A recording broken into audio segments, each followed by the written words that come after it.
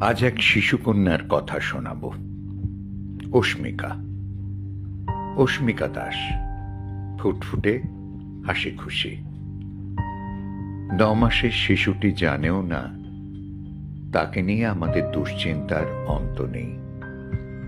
ওর যে বড্ড কঠিন অসুখ, কোটিতে কটি হয় কিনা সন্দেহ।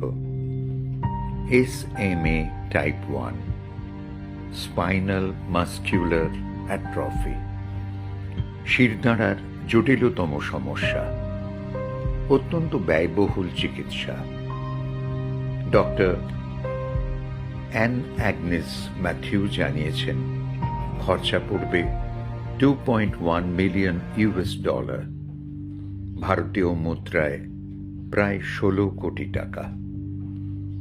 কোটি কোটি শিশুপ্রেমীরা পাশে দাঁড়ালে বিন্দু বিন্দুতে সিন্ধু হবেই হবে। এখন আর দেরি নয়, যত তাড়াতাড়ি সম্ভব এগিয়ে আসুন।